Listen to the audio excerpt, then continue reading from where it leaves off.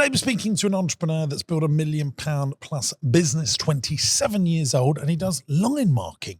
Massive, massive industry, working for massive, massive clients that don't always pay on time, which causes him real cash flow pressures. How does he navigate this storm? Let's find out. Hello, campers. Welcome back to the business broadcast. I think that would have come out, wouldn't it? What are you saying? Is that me? No, is that rain? Oh, is that what you were saying? Yeah, sorry. We're talking about challenges with the weather today. That's absolutely fine on the podcast. It's like being on the BBC here. Do you know what? I don't know why I had it in my head. I was like, just for the crack for this last one, I wonder if I just started, see if anyone would notice the difference. Because my impression of you is so good.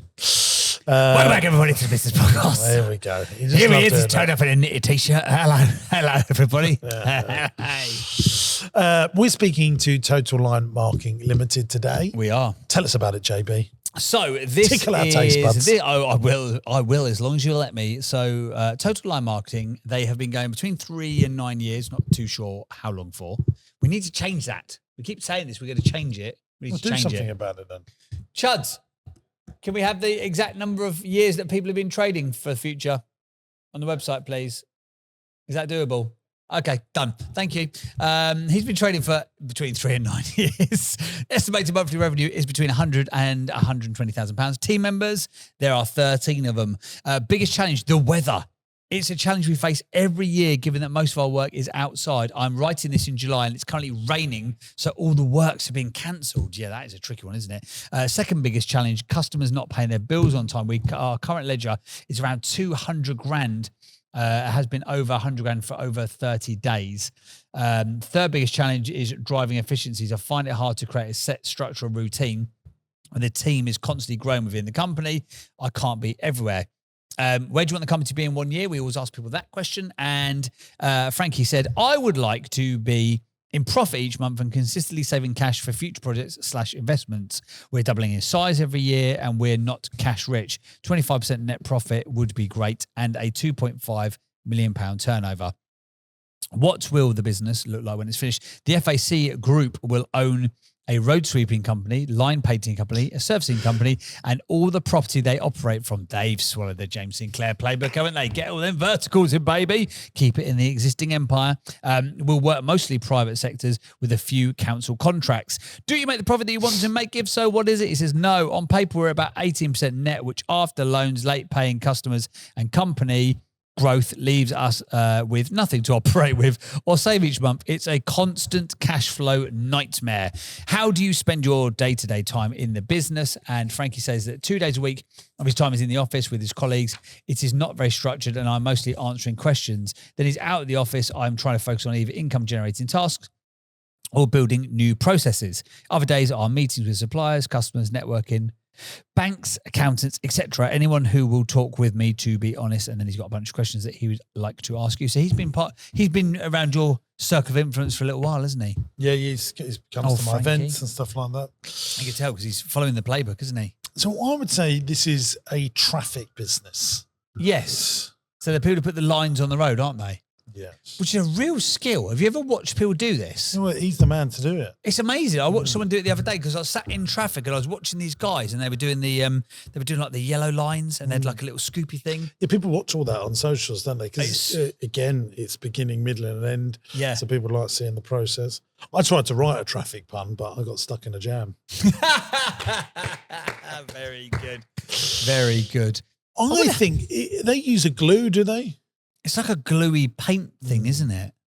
Yeah. I'm reading a book on the history of glue. Yeah. Can't put it down. What's a kid's entertainer? Always a kid's entertainer. People don't believe me when I say that you used to be like an entertainer and a clown. They're like, does he really? I was like, have you listened to the fella? Have you listened to him? He can't speak for more than 2 seconds. Were you the best, were you? I think so. I was one of the best kids entertainers, I think, in the UK. That's one of the only times I would boast about something, but I really was. I've heard on good authority, my pal Ash, who's from Essex boy, he's like, oh, everyone went to a James Sinclair party. Yeah. He went, oh, he's everywhere. Apparently, your reputation still precedes you. Did you ever do kids' parties for your own kids? Did you ever do I've done Harvey's yeah. party? Did you? Yeah, when he was 5, yeah. What about Darcy? Have you ever done? No. She's too cool for it straight away. Well, no, I just think those days are gone for me now, unfortunately. What do you call a laughing motorcycle? Here we go. Yamaha. No more traffic jokes. I don't want to find it funny, but I do. Right, shall we do? We've got a lot to do. We've got to do interesting facts of the week or the Price is Right. Should we do Price is Right first? Okay, let's do Price is Right. Chuds, have you got the envelope of dreams, please? Is it going to... Wait, stop it. We didn't have... There's the knock at the door. Here we go, Producer Chuds. Thanks, Producer It's Chuds. giving us this envelope. Inside the envelope is going to be a interesting piece of trivia, and one of us has got to get as close as possible to the price or the number to win the trophy.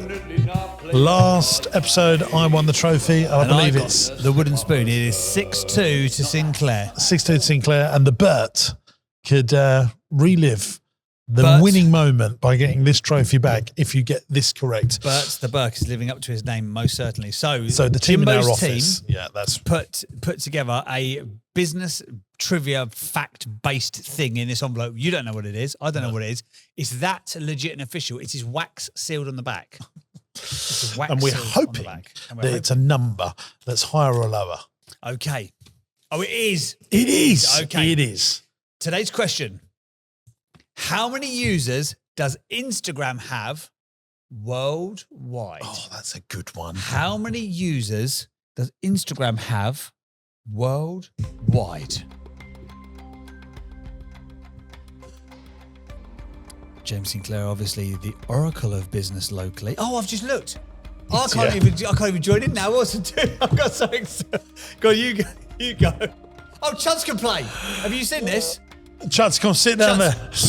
He's going to have to be a shoo-in. Give him in. What an idiot. Put the Bert by surname, Bert by nature. Okay, guys, so how many users does Instagram have worldwide? This is Chuds, by the way, who makes all of our content. Yeah, right. Okay, Chuds, you got to write the number down so you're not influenced by me. He's having a good think about it. What's your thought process?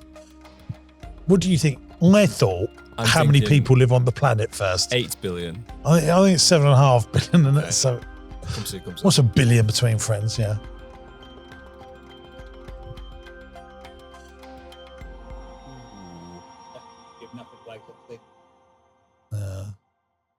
Chuds is going 3.2 billion. I've gone 1.1 billion. Oh, I've overshot it, haven't I? Well, I don't know yet because I haven't seen it. 2.4 billion. So who's closer? I think Chuds slightly closer. He wins. I cannot believe That's that. for you, JB. Thank you, mate. I appreciate it. Take the spoon, Jim. Yeah.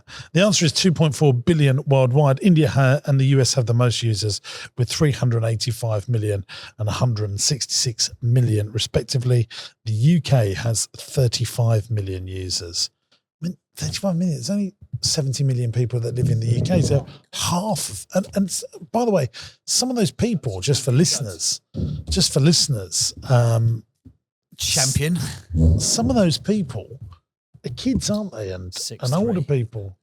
6'3", thanks to Chuds. 1.1 billion. And he said 3.4. Yeah. Let me just check that. He said 3.2. What did he write on your thing? 3.2. 3.2. Oh, yeah, he's right. Oh, Steve Jobs style reality distortion filter from James Sinclair there. I was only 1.3 billion out. I thought 1.3 billion. How many was he? 1.2, yeah, but but he went higher, so he shouldn't be allowed to go any higher. That's the new rule. Tell him in the office. That's very interesting. I'm more fascinated by 35 million in the UK. Yeah, when you think about it, that's 40% of our population. So like globally, it's 1/8. Which is that? What's that? 15%. I think can we just check population in the UK? I'm not sure if it's 65 or 70 million. It's about 70 million now, isn't it? I'm pretty sure. Well, that's half, isn't it? Not 40%. Population. 75, isn't it? 75? You found out? Of UK. No, it's 67 million. No way. And what So do we have? over- How many? 35 million? Yeah. And how many So it's people a are here? whisker over 67 million. So over half of the UK. 52% of the UK population. But remember, loads of them are Instagram. 1, 2, 3, 4, 5, 6, 7, 8, 9, 10, 14. Well, I suppose all teenagers have got them. But a lot of them are 70 plus. Madness. That is. Over half the population. Wow. We were. I'm absolutely fascinated by that. I would genuinely like to know in the comments what your guess would have been, or put your guess. Hopefully, maybe if you joined in, what your guess would have been. Do you think that is?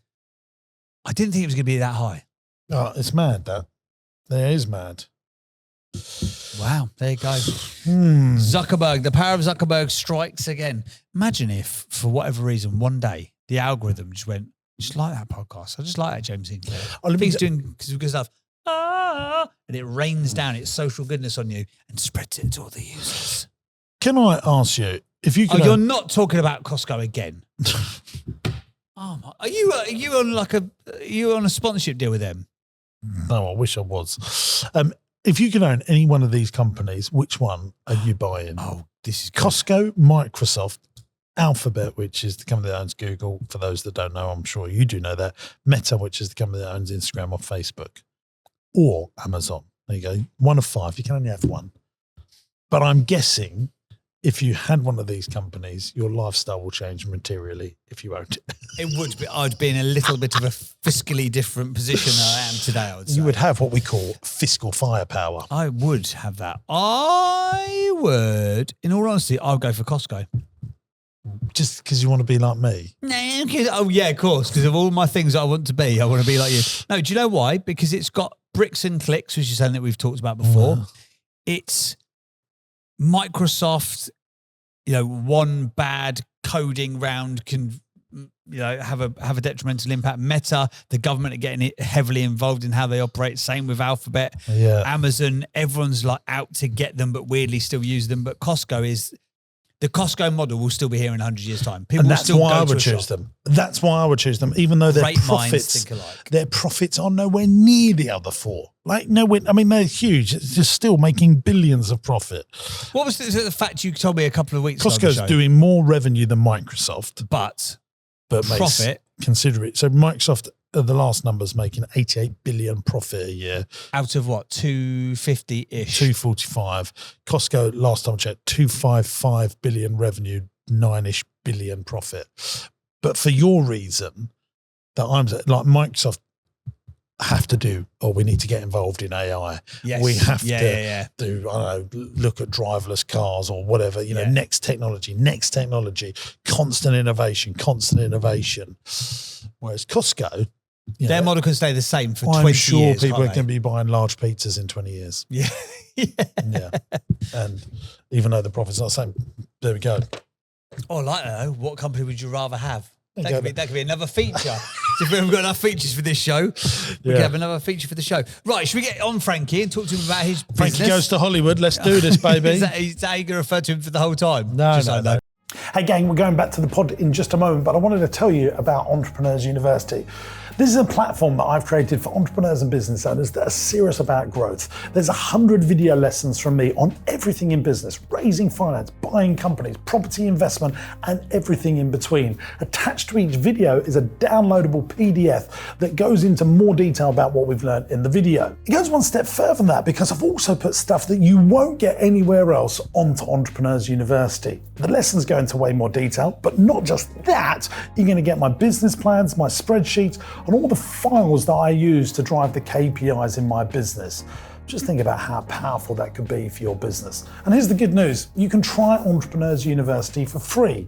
14-day free trial. After that, it will cost you just $49.99 a month. That's less than a pair of Nikes to grow the profitability in your business. There's a link in the video description, and I cannot wait to see you in Entrepreneurs University. Frankie, how are you, sir? I'm good, thank you. I'm good. Awesome stuff. Thank you for being on the show. Right, so we've talked a little bit about the business based on the info you gave us when you applied to be on the pod. But in your own words, mate, give us a little summary of total line marketing, not marketing, and you guys as a business and where you're at, etc. Certainly, yeah. So Total Line Marketing, I founded in 2018 after a bit of an argument and a falling out with a previous employer.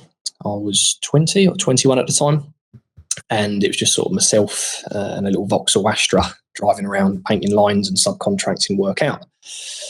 One thing led to another, and essentially we've sort of grown it into 14 person employed team with a few sort of subcontractors helping us out here and there. And it continues to grow at around about 80 to 100% a year. The main aspects or main sort of focuses of the business and what we do is line painting.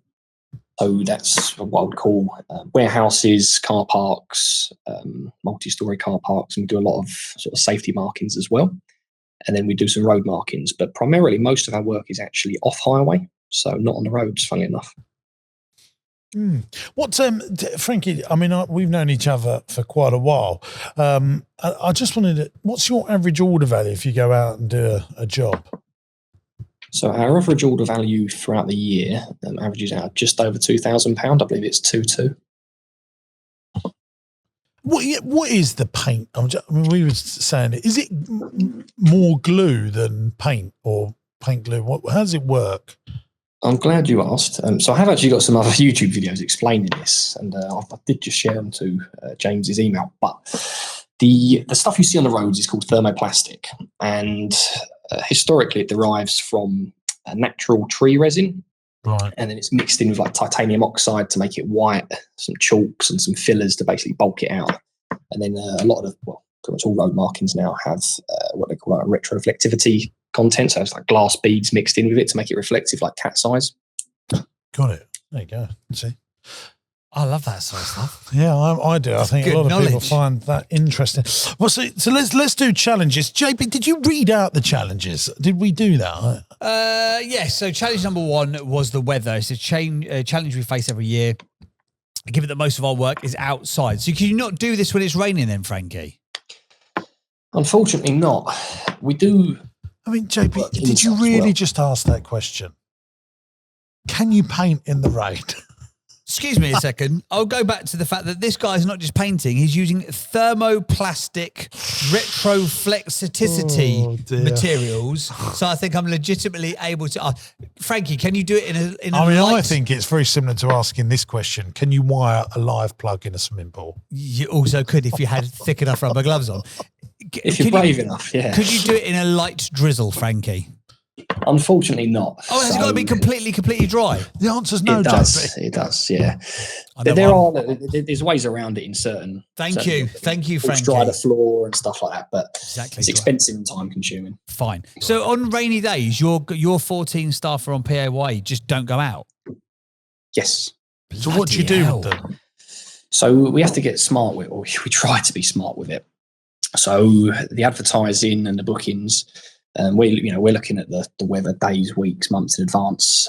We track the trends from previous years, which, believe it or not, actually, I'm sure James knows with like the play centres, is quite predictable in some aspects.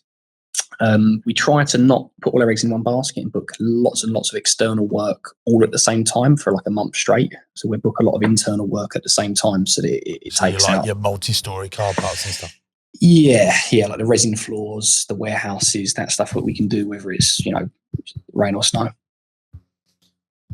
God, it's quite an logistical nightmare. With that challenge, though, I think that's the right way to think about it. Is you have to create an ecosystem of hedge funding, because unless you become Jesus Christ, Allah, or God, or whatever, you just cannot do anything about it.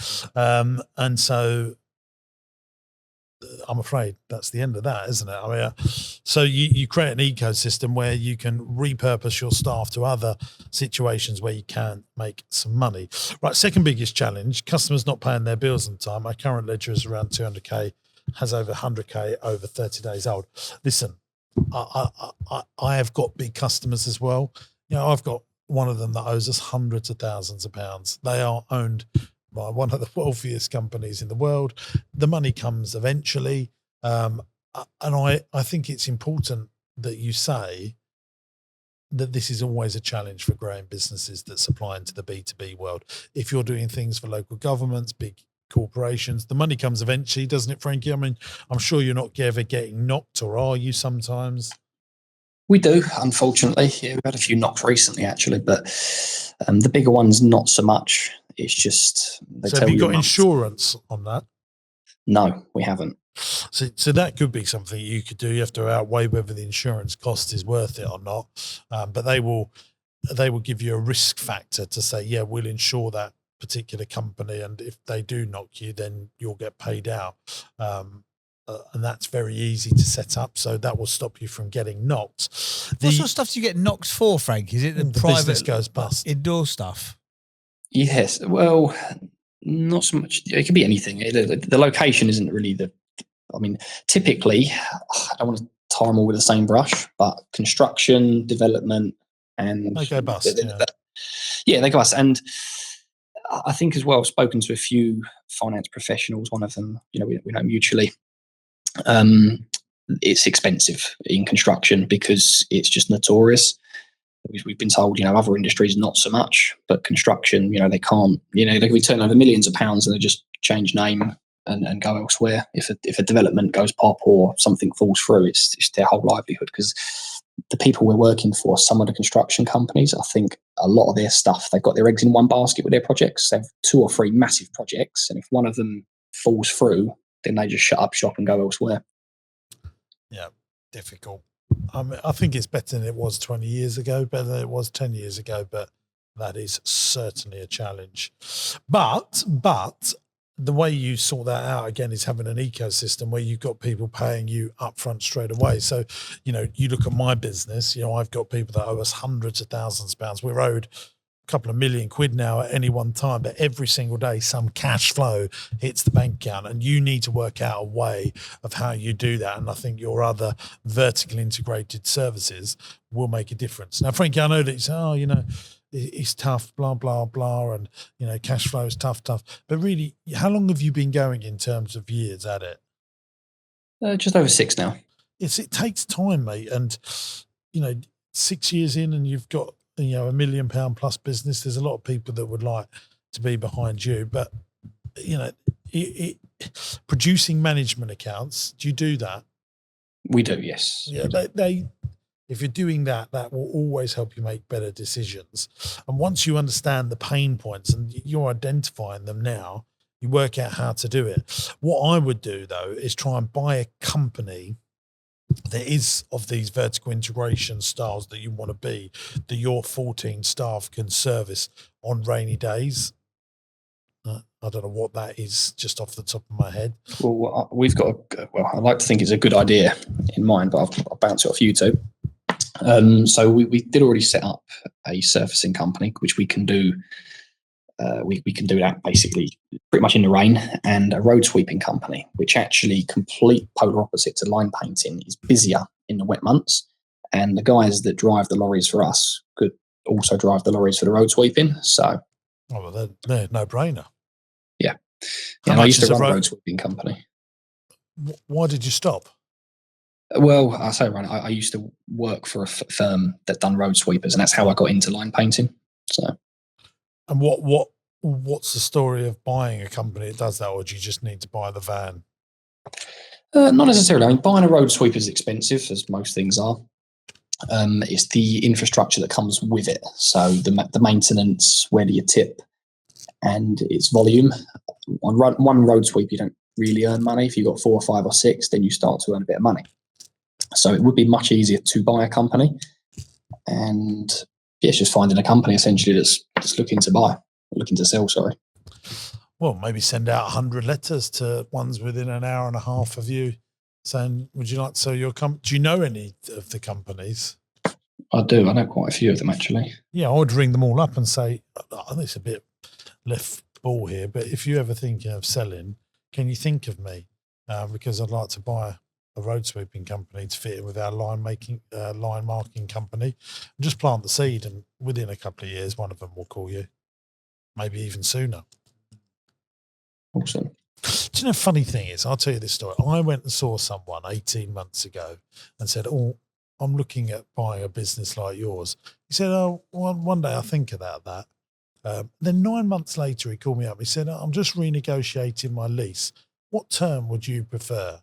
So I told him.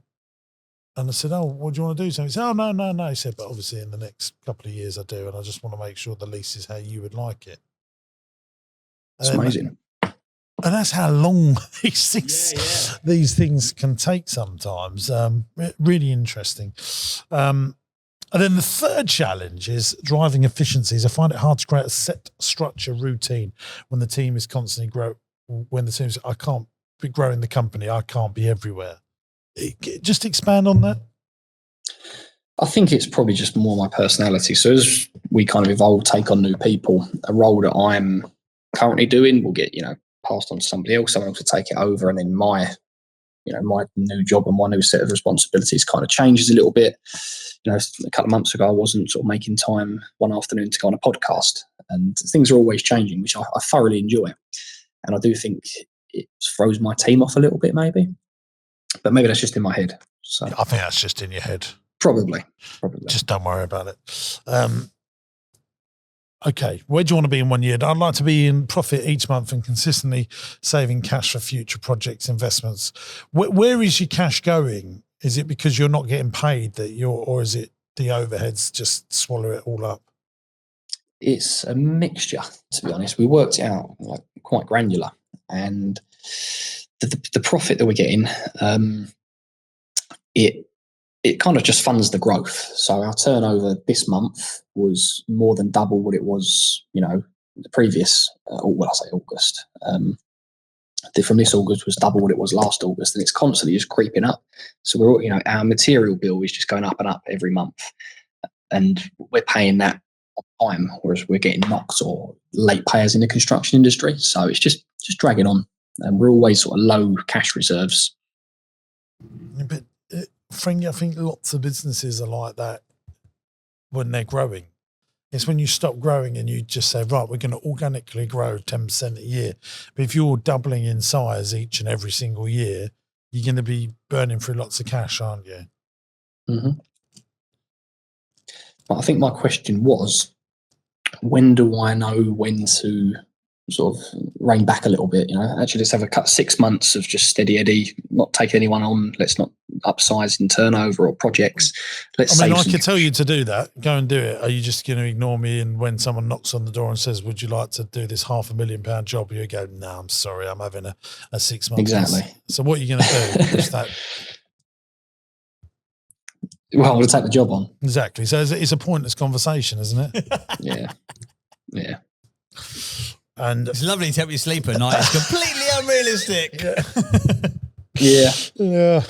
That's the thing about doing all these bloody podcasts and doing lots of seminars, and you really get to understand what entrepreneurs are like. Yeah, I'm just going to have a consolidation period. Are you really? It's a big project here. I'm sorry, it's Steady Eddie, 6 months Steady Eddie. I promised myself it's £500,000. All right, break my own rules. Let's go. That is one of the key things though that comes out from this podcast, is that it is never, ever, ever, ever smooth sailing. I don't think in the 100 odd episodes we've recorded this year together, anyone's like, yeah, it's just I just want to do a little bit more. Everyone has challenges. Everyone has hardships. Everyone has moments of thinking, I'm just going to chuck the bloody towel in here. Everyone's been knocked for cash. Everyone's got unrealistic expectations from staff. It's just the way that it is. If you choose to play the game, you've just got to expect to take a few kick-ins once in a while. And it's just one of those challenges that comes with the game of entrepreneurship. It's just that simple, isn't it? I think you've got to create a way of creating more regular cash flow. And that takes time to work that all out. But buying a couple of other companies that sweat your central overhead, which is the game that I've been playing, will massively help. Definitely. It's something we've got in the pipeline, and I'm excited to do it, but when is the right time? And do you need much cash to do that? Well, not if you haven't got it, you find a way, don't you? And that's what true entrepreneurs do, Frank. I mean, I think... How old are you, Frankie? I was recently 27. Yeah, I mean, so... Mate, this is you will go far, my friend, to have this 27 already. Jesus. You will you will find ways of getting things done. You know, I mean, it's a regular thing because I wrote it in one of my newsletters some months ago by the time this podcast will come out. But 3 things constrain a business from growing. I think we said it probably on the last 4 episodes. Yeah, one it's true after though, the isn't other. it? It's constraints on capital, yeah, which is you at the moment, yeah. Like you just don't have enough capital to do all the things that you want to do. Constraints on talent. So this is management for you to run all the ideas and plans that you have. And then constraints on the captain's thinking. So you're the captain of the ship that you're sailing. And the better you become, the more talent is attracted to you and the more capital is attracted to you, the better jobs you get, et cetera, et cetera. One of the things that you could do to make your business better overnight is just put on 20% to all your prices. What do you think will happen? We have put prices up a little bit, not 20%. And it had a massive positive effect. I had arguments with some of my colleagues about it. I said, look, let's just do 10%. We've done 10%. And if we lose a few customers, we lose a few customers. They're probably not the customers we wanted to be working with anyway. And yeah, fantastic results.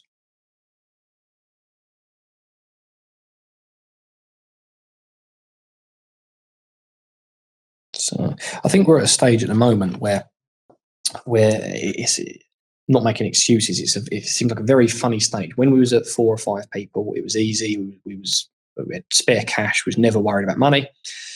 Now we're at a stage where we kind of made a jump. We've taken on an extra 3 crew members to make sure that they're operating properly and managed properly.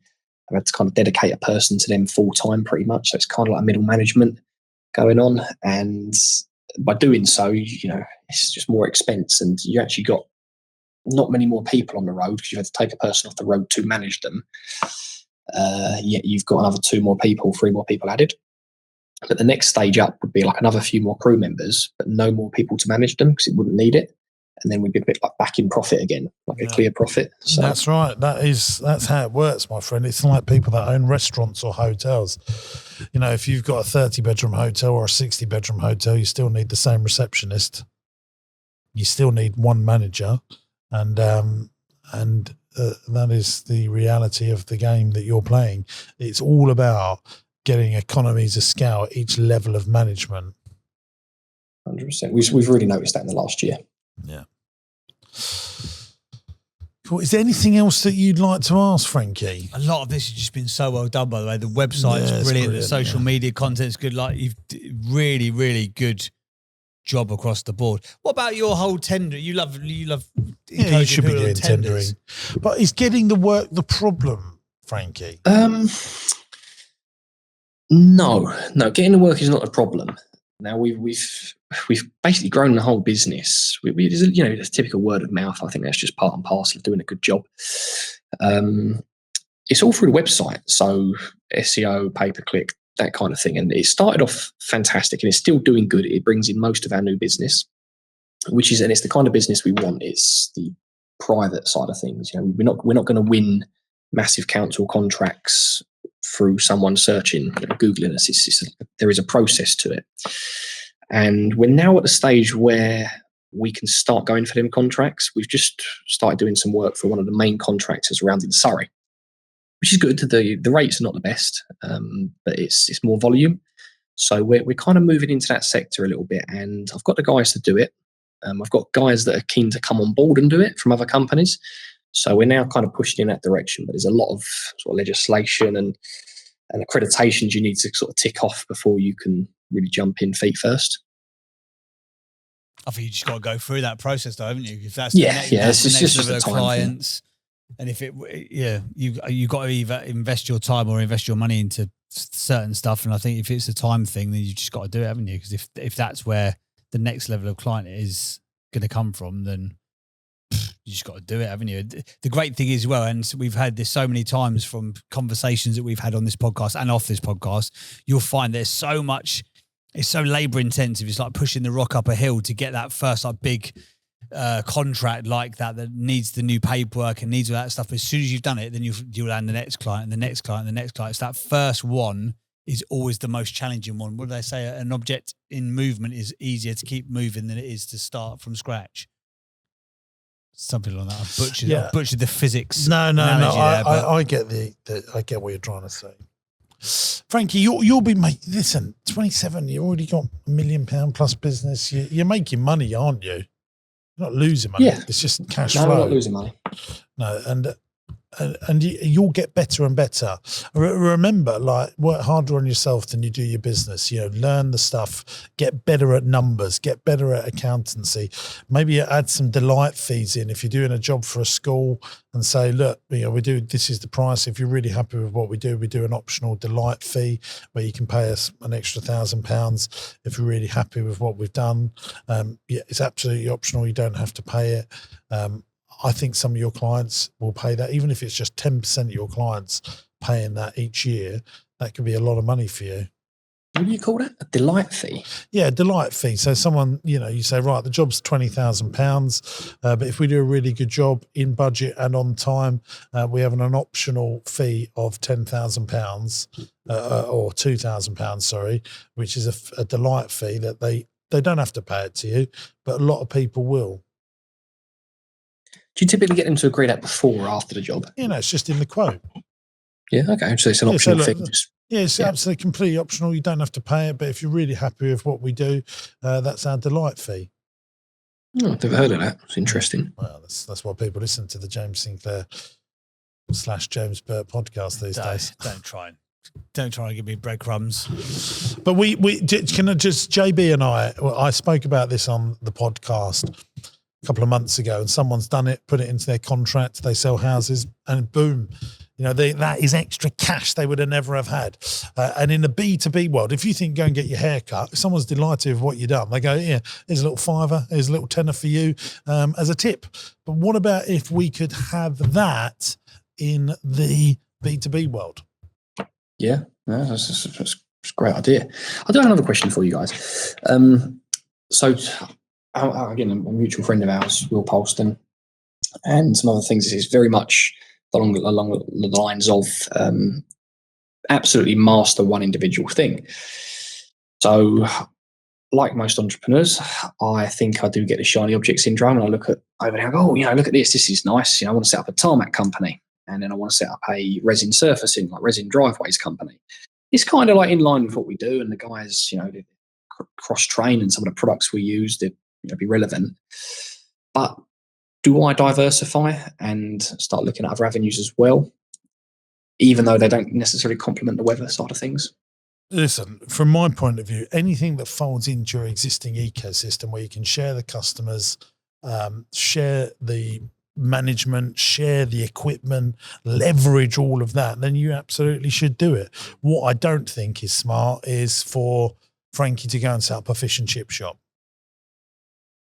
Awesome. That's my next question, a fish and chip shop. I'll scratch that one off. Folding into your existing empire, into the original ecosystem where the business, that is vertical integration. And I'm sorry, that absolutely does work. But I think, what Will might be talking about is you don't do a left field that's something completely opposite to what you're doing. Yeah, definitely. Anything else, Frankie? I think that's it from myself. Obviously, we have spoken previously, so I've learned a lot from you guys. Good stuff. And hopefully I'll continue to do so. Good stuff, mate. It's an absolute pleasure having you on the show. Where can people go if the Council of Aberdeen right now is going, do you know what? We've just got, I can't believe this, the condition of the lanes up here. We need someone to come and do it, by the way. That's how they'll talk up there. And where can they go, Frankie? Then go to totallinemarking.co.uk or check us out on any of the socials. Funnily enough, I've got to drop it in. This is actually my first podcast, not just to be on. We're running our own one, and we're kind of recording you guys, and we're going to release it on our YouTube as well. So kind of chop it up and send it across, and might be interesting. Who knows? Good stuff. And just to reiterate, Frank, you definitely can't mark lines in the rain, drizzle, or just slight damp. Just for clarity, one final time. No. I mean, we can do it. I can't promise that it will stay. Fine. Okay. Just wanted to double check. I hate James Sinclair being right all the time. All right. Nice one. Thank you very much for being on the podcast, Frankie. Are you coming to Business Masterclass in a few weeks' time? Oh no, it's already gone. It's already gone. Yeah, sorry. unfortunately, I'm not. And also, by the time this comes out, it's now December or January 2025 because we've done so many recordings. Awesome stuff. All right. Thank you for being on the podcast, mate. And we wish you well. Brilliant. Thank you, guys. Speak to you soon. Cool. Right, let's do some gradings, yeah? Here we go, baby. Yeah. You sound really posh. You sound like you're from like Chelsea then. Yeah. Let's do some gradings, yeah. Go on in. 8 traits of the greats. 8 traits of the greats. We grade all our entrepreneurs that have been on the show. If you're a regular listener, you will know there's 8 traits that we think make a great entrepreneur. Number 1 is starting with the end in mind. I think he is. Okay, Frankie gets a 1, passionate about their cause. Oh, I think he is. He gets a 2, untold amounts of resilience. Well, I think he's been knocked and he's still going. He don't care, does he? He's got a 3, master relationships with people. I reckon he must do. He's got a 4. Oh my God, it's a clean sweep so far. Can Frankie go all the way to getting an 8 out of 8 on 8 Traits of the Greats? Find out. Stay tuned. Keep going, Jimbo Sinclair. That one was just because you just threw me off there with your stupid voice. Was that the master relationships with people? Yeah. You just said Number 5, commercial awareness. Oh. He's not stupid with it, but not enough. He's doing his management accounts. Do you not think? Little cheeky half. Give him half. He will get there with that. Fine. They innovate so don't evaporate. He's definitely trying to do that, isn't he? Is he? Literally. Give me an example. Resin driveways, going inside, sweeper thingamajiggies. Master marketing. Done a very good job, I'd say. He's not having an issue getting in more clients in. Stay teachable and curious. He Yes. actually is. Oh my God, guys. Can't believe it. Get excited, guys. 1, 2, 3. It's 7. Yeah, because we've got a couple of halves in there. You've got 2 halves. 2 halves and the rest are all holes. 7. On his way to business heaven with a solid 7. Good old Frankie. Frankie. Da-da-da-da-da. That's a good song, isn't it? Frankie. Yeah. You really are a wally, aren't you? Thank you very much. Hey, I know what you're thinking. What's is there a knock on the door? Stop for this. Interesting quote or fact. Interesting quote or fact. Interesting quote or fact. It's time for the interesting quote or fact of the week. Mate, you sound so like the person that does that jingle. It's unreal, you isn't know, when it? you sung that bit Yeah. there, I thought, Just oh my God, that sounds just like you. Do you know, at my wedding, I did the fake X Factor voice, and someone was like, "Oh my God, did you have the X Factor guy do the voiceover for your walk-in to your wedding?" I was like, Well, you've "No." never done that before on this podcast, so why don't you do it now? What, the X Factor guy? Yeah, I've I never need- heard you say it. Have I not? Oh, no, never. Oh. You're going to be like that. You get very crabby. Do you know that? I bet people can guess which episode of the day this is based on. I know it's the first one that you're watching today. Chuz is going, yeah, you can. Interesting fact or quote of the week. I've got a quote really, and I'm sure we've said it before here. I'm glad. On the podcast. You're recycling it. No. This. All right, well, I'll do 2 then. I'll do 2. Okay. Oh, there you go. One of them's with Jim Rowe just off the top of his head. No, Fine, no. give me that. Now. Don't just Google them. I wanted to say a Bill Gates one because I think it's really important for Frankie. Most people overestimate what they can achieve in a year and underestimate what they can achieve in 10 years. Because I want him, when he listens back to this, you know, he's 27 years old. You know, Mad, he's doing way better than most people. And obviously his irritation not being where he wants to be is going to keep him getting there. But Yeah. I want him to know that. He's got a good drive. He's being pushed, not pulled. He's a nice person. He seems like a nice guy. Yeah. Have you got a second quote then? Are you going to give, or are you looking at your own quotes? No, I was trying to think of a second quote. What have you got? Wise man once said E plus M equals S. That's what he said. I've got a fact. No, I've got a fact. Yeah, I've got a You've fact. got a fact. Here Come on. are the top 10 high income skills for 2024. And this, I think, relates back to Frankie, right? Here we go. Number 1, artificial intelligence or machine learning. Number 2, cybersecurity. Number 3, cloud computing. Number 4, data analysis. Number 5, software development. Number 6, UX or UI, which is user experience or user interface design. Number 7, digital marketing. Number 8, content creation and management. Number 9, blockchain technology. And number 10, project management. What on earth is going to happen when all of these cyber geeks are driving along and no one's there to paint the lines on the roads? I think in this market that we have right now, there's so much focus that is put on tech and shortcuts and clever technology, as it rightly should be, but there's going to be an absolute wave of people who make fortunes because they could do basic stuff with their hands, like marking roads, like putting down resin driveways, like building furniture, which we had on a previous episode, like painting a house. I know that Cody Sanchez is popularizing it, but I think this whole thing of like simple, basic businesses that are based on trade-based skills is going to blow up because we are so heavily reliant on technology and we're losing the basic functionality of trade-based businesses. That is my take on it.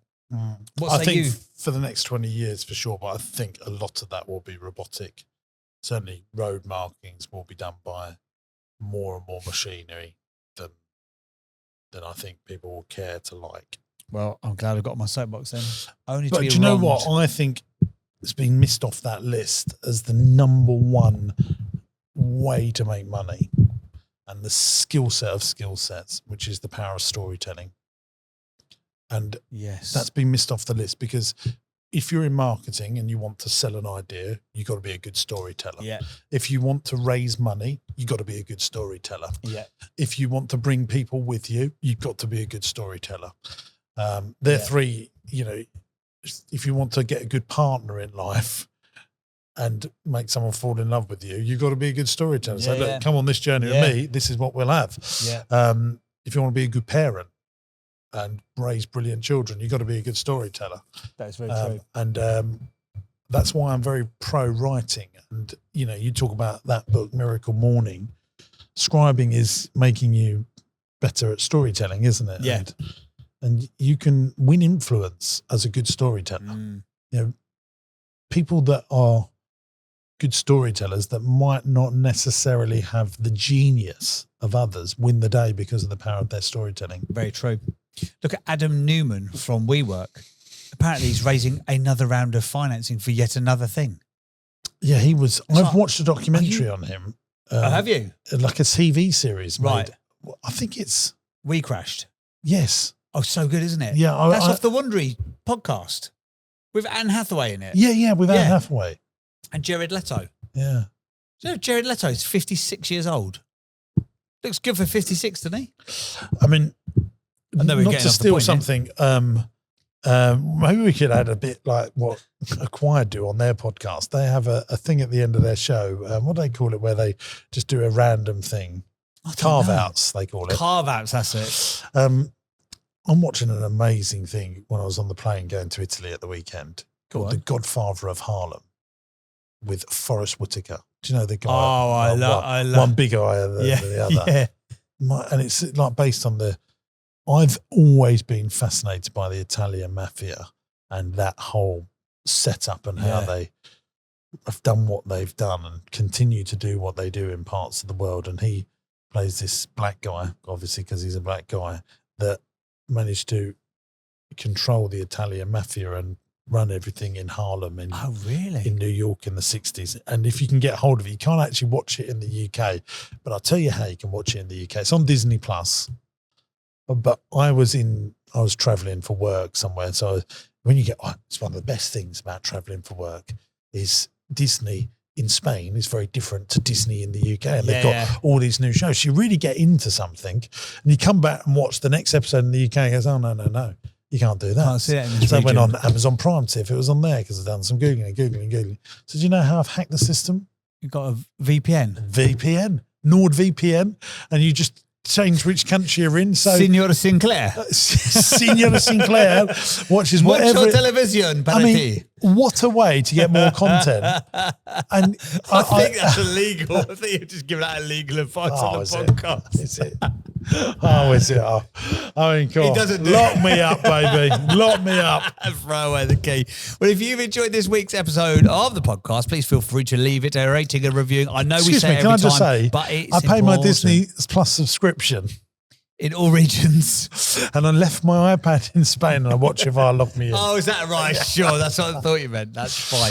Just to cover myself. Leave us a 5-star review on Apple or Spotify and pass the pod on to a pal. Just suggest this to one other mate that you think would get some entrepreneurial value. This content is it's free. We don't charge you for it.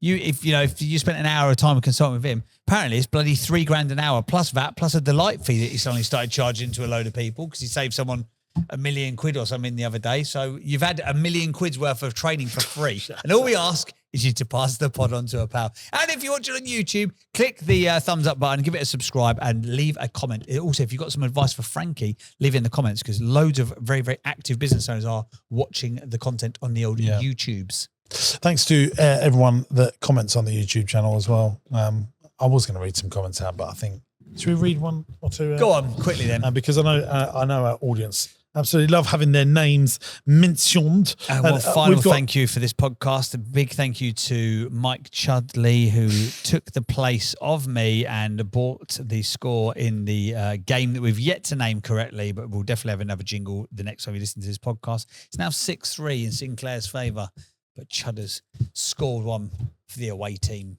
today. Okay. I've got Jamal Robson 2159 2 weeks ago. The value on here is a tad extreme. So very thankful, gents. Big up, man like Briggsy. I think that was that was the Butcher, yeah. Butcher Briggsy. One of the best podcasts you have done. Some great advice. The lad is going places. That's obviously talking about our guest there. Yes. Well done. You two are brilliant. Love the energy and what passion. Well done. Guess what? John Bunkley's here. John Bunkley. Good day, campers. Hello from ACT in Australia. Fab podcast from Alistair White, 1607. And user UB42641 OB1 Kenobi says, open a few smash burger takeaways. Perhaps open a line of vegan meats. I don't think a butcher's going to do that, is he? And look at this. Lab-grown meats, you say? No, not for the likes of me. There we go. We had this one was good. I'm just going to read a couple more. People didn't like this. We said that we had someone on from the BBC, and I think one of us said, "Look, you should leverage that. It's one of the most trusted organisations in the world." Oh yeah, they didn't like that, did they? Not to everyone. When you said one of the most trusted organisations in the country, you've got to be having a laugh. The BBC. Oopsie. Someone said an interesting fact or quote of the week: 1.2 trillion government income fact, infinitely more interesting. There we go. Great insight on the theatre show. Because we broke down the profit and loss of the theatre show. Yes, we did. Yeah, which managed us to buy a 10% stake in Alphabet. Said no one ever. James, Chinese takeaway, didn't it? James wins on interesting fact here. Actually, quite interesting. Love your show. Thank you for sharing the breakdown. This is from, at Manstreet. And this guy's always commenting now. Hello to Manpreet Singh -IY4MO. Love your show. Thank you for sharing the breakdown cost of the Leicester Theatre gig. It shows that we can't always get it right, but we need to give it a go. I've done the same and not made any money, but learned a lot. Keep the videos coming. Really appreciate the knowledge. So there we go. Well, thank you very much for all of your lovely comments. Keep them flooding in, and who knows, you might have award-winning international jet-setting entrepreneur James Sinclair read your comment out on one of the upcoming episodes. Got any more trips you're playing on? Did you fly back in last night? I didn't think today was going to happen. No, because I'm a Living his worker, best life, aren't I? isn't he? I do my job. I had a brilliant comment about, I always say woofties. Yeah. There's apparently a new thing going around about people in their 40s that are broke. Have you heard this? No. It's like broke in their 50s, bifties, that's it. Broke in their 40s, they're bifties. So we've got woofties. You want to be a woofty. Woofty's the one you want, and bifty's the one you don't want. Yeah. So broke in your 40s is a new thing. Broke in your 40s, that's not a place that you want to be, is it? No, broke in your 40s and woofties. Well, there you go. Enjoy. If you have enjoyed this episode, let us know. Leave a comment, leave us a review, leave us 5 stars. I know we say it all the time, but it actually really helps. And you've had £1 million worth of training today, I think. So shut up. You did, that's what they're getting. Give the people what they want. Cheers for listening. Ta-da. Thanks for watching today, gang. I hope you enjoyed the show. Now, look, we're looking for some great businesses to come on the podcast. If you've got challenges, but you're desperate to grow your business and you can't necessarily work out how to do it on your own, you'll be a perfect candidate to come here on the podcast. It's absolutely free to come on the show. Go to my website, jamessinclair.net, and there's a podcast button. Click on the podcast button, fill in the application form, and we'll do our very best to get you on the show and try and grow your business. If you're loving the podcast, make sure you subscribe to the channel by clicking here. And why not give this one a watch? I think you'll like it.